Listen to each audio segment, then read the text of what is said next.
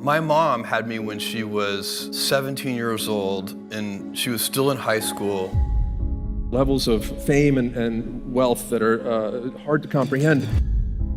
Our stock peaked somewhere around $113. Our stock went down to $6. As a result of going up 70% this year, you have become the wealthiest man in the world.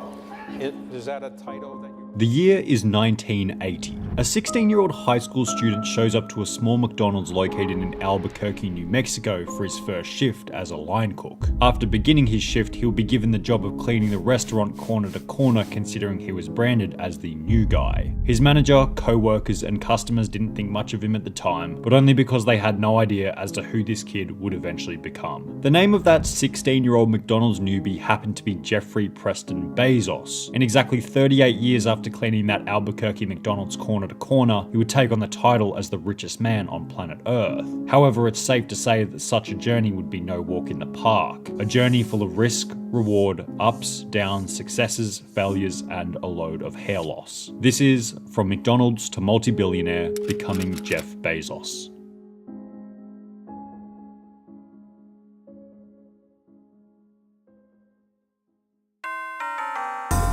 Jeffrey Preston Jorgensen was born in Albuquerque, New Mexico on the 12th of January 1964. At the time of his birth, Jeff's mother Jacqueline was still extremely young and was yet to graduate from high school. I was 2 weeks past my 17th birthday and a junior in high school when I gave birth to my first son, Jeff. She was a pregnant 16-year-old in Albuquerque, New Mexico in high school, which was not cool. At the time, Jeff's mother Jacqueline was so poor that she ruled out the idea of owning the most basic household items such as a telephone. I figured out that Jeff and I could move into our own apartment if we just didn't have a phone. Jacqueline had been married to a man named Theodore Jorgensen at the time of Jeff's birth, who she later divorced and soon remarried immigrant Mike Bezos in 1968, resulting in a name change from Jeffrey Jorgensen to Jeffrey Bezos at the age of 4. As Jeff Bezos began to grow up, he would start spending his summers at a ranch owned by his grandfather in Cotulla, Texas. Spent 3 months every year from the age of 4 to age of 16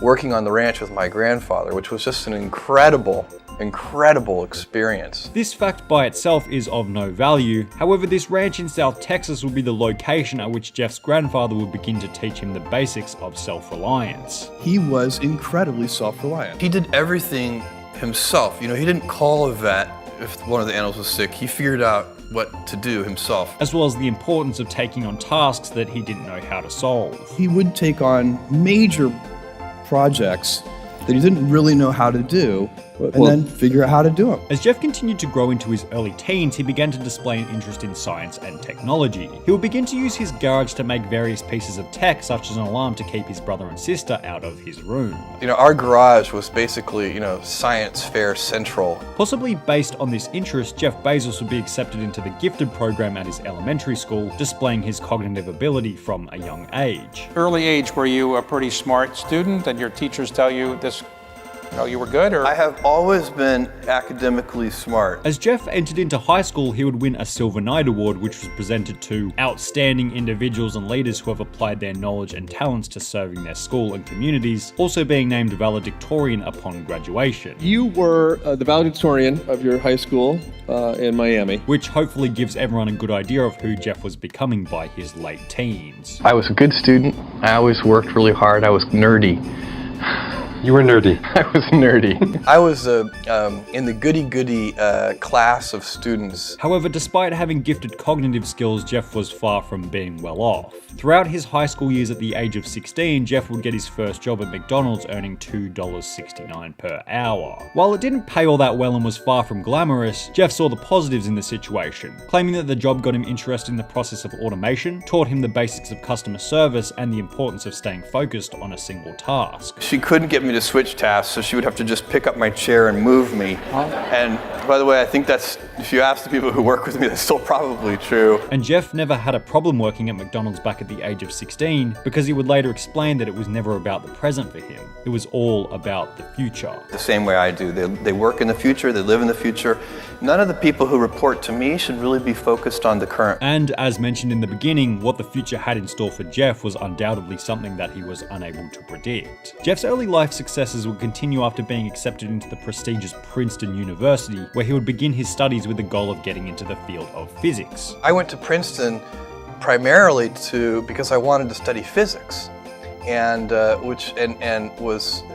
it's such a fantastic place to study physics. However, Jeff would change his degree after realizing that physics wasn't really for him, switching to electrical engineering and computer science. I changed my major very quickly to electrical engineering and computer science. Jeff would then graduate summa cum laude, which, similar to his experience in high school, meant he graduated amongst the highest achievers in the year. And while his ability to excel in school was impressive, this was really only the beginning for Jeff.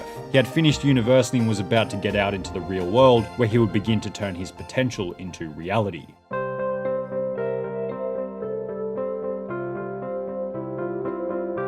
Unsurprisingly, Jeff would receive numerous job offers upon the completion of his degree at prestigious companies such as Intel, Nokia, and Accenture, however would decline these offers and instead take a job at a financial tech startup by the name of Fitel. But a financial tech startup simply wasn't good enough for a genius like Jeff Bezos, so he would eventually take his skills to a hedge fund by the name of D. Shaw in 1990 at the age of 26. I went to New York City and I ended up working at a quantitative hedge fund run by a brilliant man named David Shaw, D.E. Shaw & Co. Despite now being in this extremely prestigious, high-paying job, rather than valuing the money he was being paid, it seemed as though Jeff Bezos preferred to value the lessons he was being taught by his bosses. I learned so much from him. I used a lot of his ideas and principles on things like HR and recruiting and what kind of people to hire. And Jeff was going to need all of the lessons he could possibly learn, because Jeff was already thinking about leaving the hedge fund with the intention of taking on the biggest venture he could possibly think of. However, before taking on another big venture, he made what seemed to be somewhat of an impulsive decision. He wanted to get married. At a certain point, I decided I wanted to get married, and I had all my friends setting me up, and I had my list of criteria. And this was like good old-fashioned blind dates. I went on dozens of blind dates. As mentioned, Jeff began to go on blind dates, stating to have gone on so many that he became somewhat of a professional blind dater. I had all my friends set me up on blind dates. None of them worked out very well. Perhaps the reason Jeff went on so many blind dates without successfully meeting someone was because of his bizarre criteria when it came to finding a partner. When I was telling my friends my criteria, one of the ones that I would list was that I wanted a woman who could get me out of a third world prison. He stated that this was a requirement not because Jeff planned on landing himself in a third world prison, but rather because he wanted a wife who was resourceful. And I said, no, it's just a visualization for somebody really resourceful, because I think that you don't want to go through life with teammates who aren't resourceful. This requirement would eventually be fulfilled when Jeff would meet Mackenzie Scott in 1992, who he would then marry only 6 months later in 1993. We dated for 3 months, were engaged for 3 months, and then got married. So our whole kind of dating engagement period was only 6 months long. Jeff's life seems somewhat perfect at this point on the outset. A job at a hedge fund in one of the most prestigious cities in the world, newly married to a beautiful, resourceful wife. It seemed like Jeff couldn't have had it any better at the time. But as is said, when everything gets too perfect, the first thing we want to do is break it apart so we can have a challenge. And a challenge was certainly what Jeff Bezos was preparing for. What propelled you to say, I'm quitting this, I'm going to start a company selling books over the internet, I'm going to do it from Seattle? Where did that idea come from? In early 1994, after recently becoming the 4th hedge fund senior vice president at D. Shaw & Co., Jeff Bezos began to think heavily about what he wanted from life, eventually deciding that he was going to focus on a phenomena called a regret minimization framework, with the goal of having no regrets during his later years in life. When I'm 80 years old, I want to have minimized the number of regrets that I have. I don't want to be 80 years old in a quiet moment of reflection, thinking back over my life and cataloging a bunch of major regrets. At around the same time, Jeff found out about this new thing by the name of the internet. Internet is that massive computer network, the one that's becoming really big now. An online network called Internet. Allison, can you explain what internet is? Now that I've gotten on the internet, I'd rather be on my computer than doing just about anything. The internet itself, however, is definitely exploding. it hit, and within like 2 years, it's become so powerful. The internet gave us a whole world of exciting new possibilities. So I guess this is a story of how it changed our lives.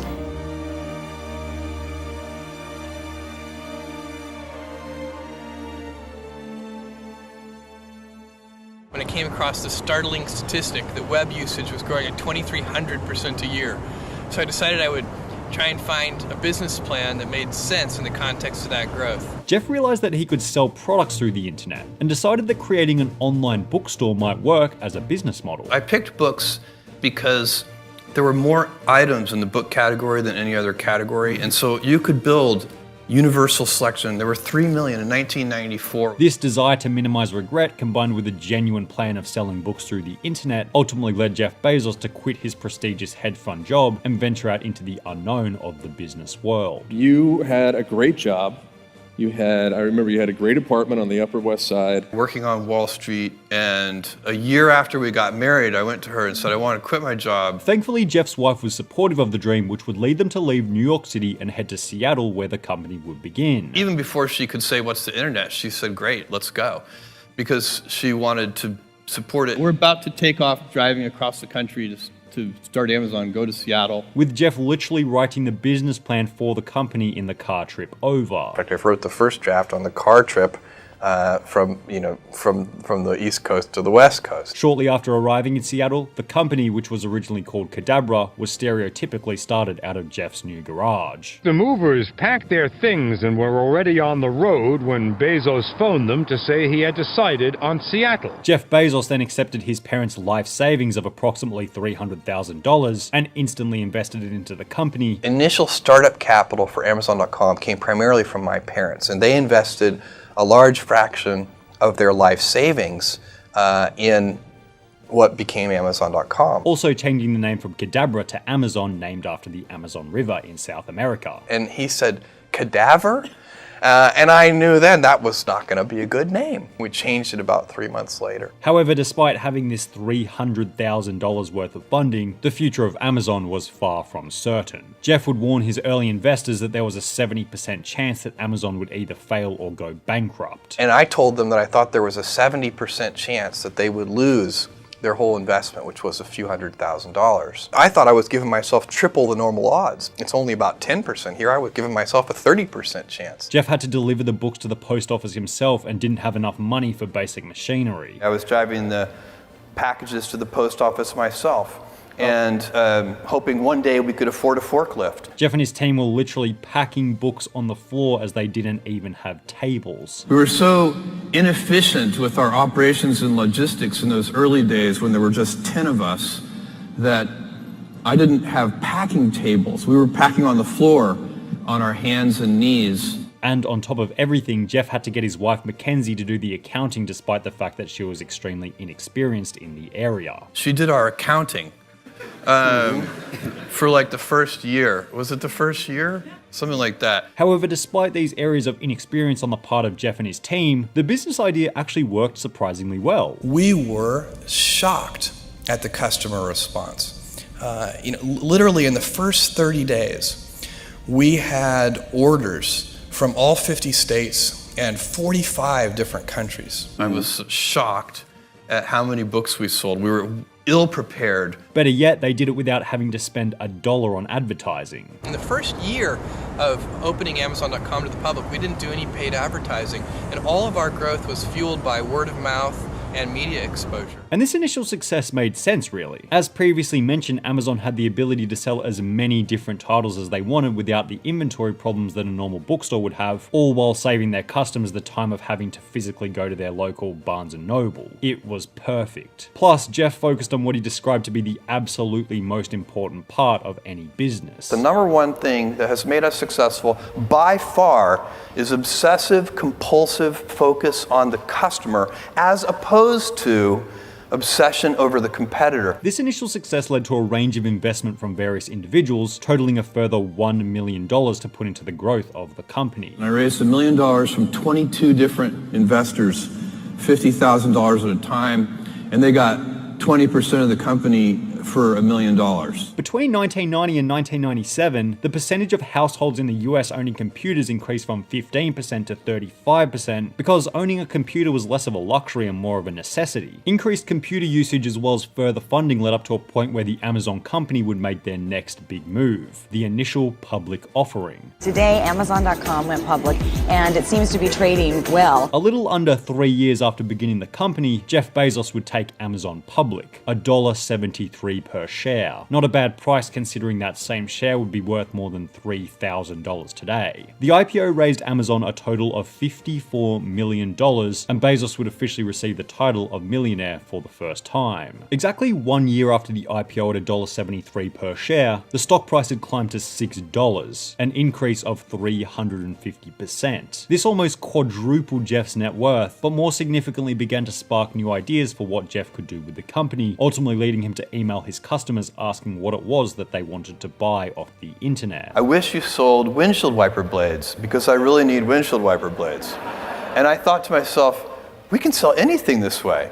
And then we launched electronics and toys and many other categories over time. It was through this market research that Amazon would go from an online bookstore to more of an online marketplace, supplying any product that the general consumer had a demand for. Edible glitter, inflatable sloths, taco sleeping bags. Whatever you wanted, there was a good chance that Amazon would stock it. And with an increase in products came an increase in revenue, leading the stock price to go from $6 as previously mentioned to $60 only 1 year later. It went up almost 1,000% last year.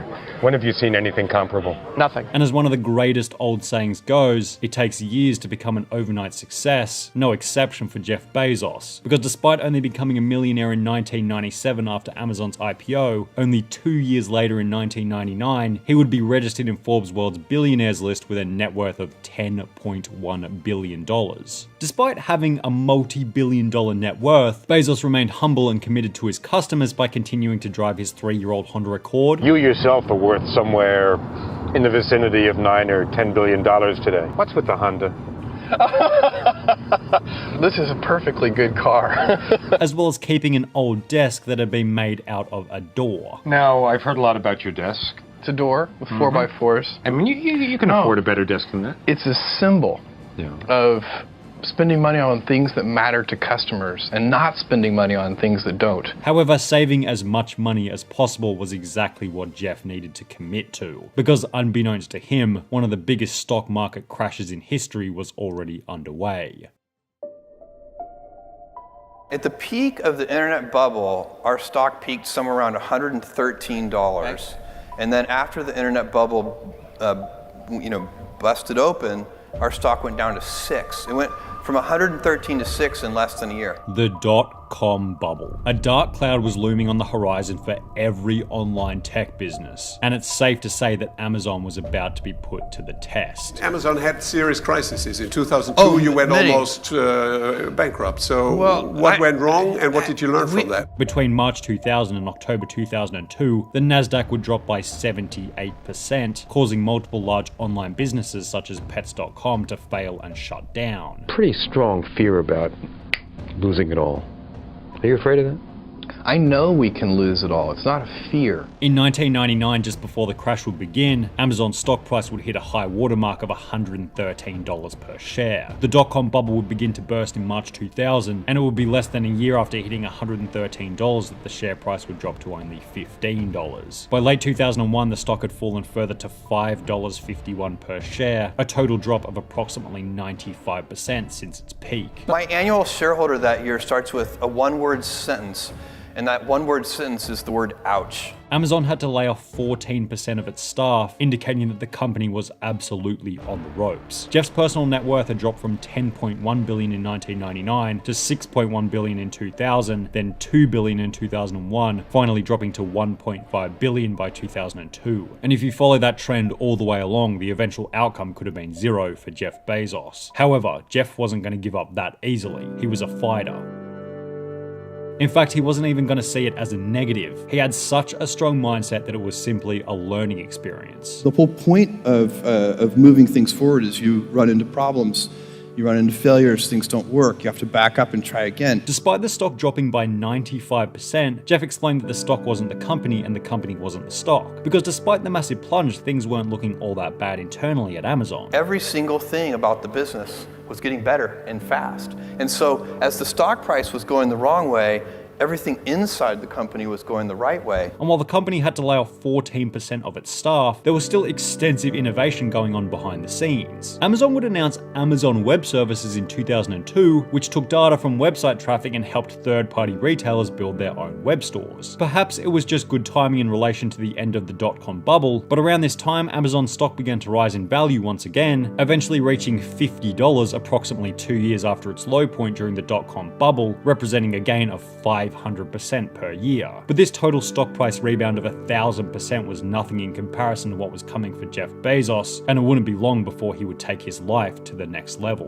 By 2006, after innovative introductions at Amazon such as the Kindle, Jeff's net worth had once again increased back up to around the $8 billion mark. At this point, Jeff decided that he wanted to help humanity in more ways than simply shipping products worldwide on Amazon, and as a result began to focus on a different company. If you could just take a minute or two and sort of help us understand, what is Blue Origin up to? Jeff Bezos had always had an interest in space. His valedictorian speech focused on the exploration of space and had claimed to have gotten interest in other planets after watching the moon landings for the first time. Space is like that for me. I watched Neil Armstrong step onto the moon when I was 5. Jeff Bezos created the company Blue Origin all the way back in 2000, however had kept it on the down low until around 2006 when it was considered financially feasible, at which point a large plot of land in Texas would be purchased for launching and testing the company's rockets. The vision for Blue Origin is millions of people living and working in space. The goal of the company was very much similar to another well-known and loved entrepreneur by the name of Elon Musk. I learned that the fundamental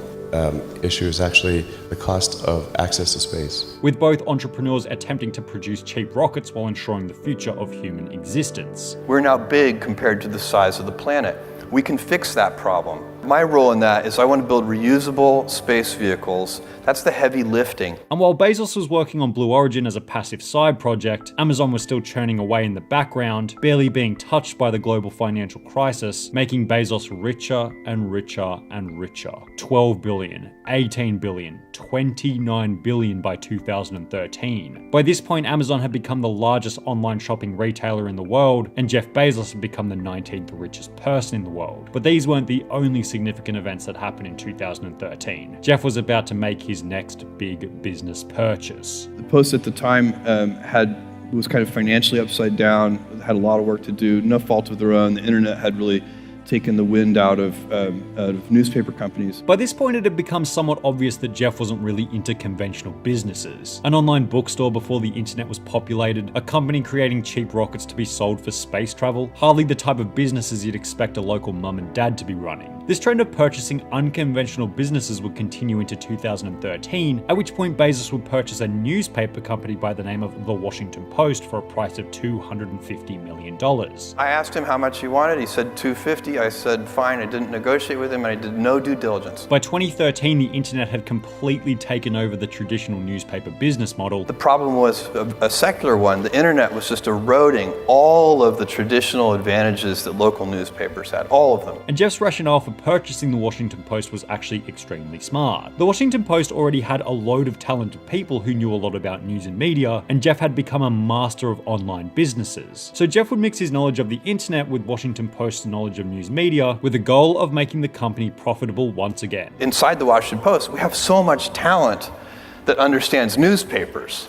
That wasn't what the problem was. What they needed was somebody who had an understanding of the internet. Bezos lifted the online paywall while completely restructuring the newspaper into more of an online media site, and by 2016, only 3 years after making the purchase, the Washington Post had become profitable once again, showing that almost anything Bezos touched would turn to gold. The turn to profitability at the Washington Post was around the same time that profitability over at Amazon was starting to get to absolutely stupid levels. Which brings us to one of the most iconic iconic events in Amazon's history. July 2015. Amazon releases its quarterly earnings report, which surprised its investors by reporting a net profit that outperformed the top quarterly estimates. This incredible earnings report caused the stock to surge 18% during after-hours trading, and when the market opened, Jeff Bezos would earn $7 billion in the space of 60 minutes, taking him to the spot of the 5th richest person in the world by 2016 with a net worth of $50 billion. And it's not like Jeff began to hoard this money or blow it on excessive luxury, rather he just continued to make Amazon even bigger, hiring 130,000 new employees. By this point, it was barely a matter of if he was going to become the richest person in the world, but more a matter of when he was going to become the richest person in the world. And that time was not far away at all. In March 2018, after expressing the possibility of expanding Amazon into India, combined with the extreme success of Amazon Prime, Jeff Bezos would overtake Bill Gates to become the richest man in the world with a net worth of $112 billion. As a result of going up 70% this year, you have become the wealthiest man in the world. Is that a title that you really wanted or not? Is it a burden? I can assure you I have never sought that title. And it was fine being the second wealthiest person in the world. That actually worked fine. This jumped to $131 billion in 2019, and due to the pandemic increasing the demand for online shopping, Bezos ended 2020 with a net worth of $182 billion. Bezos lost the title of world's richest man to Elon Musk in January 2021. However, each billionaire claims to have the same goal of making life multiplanetary, so at the end of the day, a bit of healthy competition at the top might not be such a bad thing for the human race.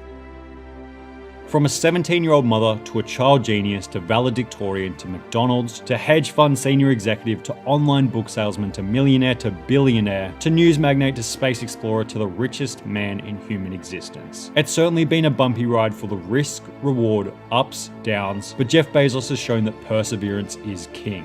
Focus on the customer, not the competitor, and never give up until you get what you want. Jeff Bezos has shown that it doesn't matter where you come from, it doesn't matter that your stock might drop by 95% during a crisis, and it doesn't matter how much hair you have on your head. You can still succeed if you don't give up when everyone else feels like doing so. This has been From McDonald's to Multi-Billionaire, Becoming Jeff Bezos.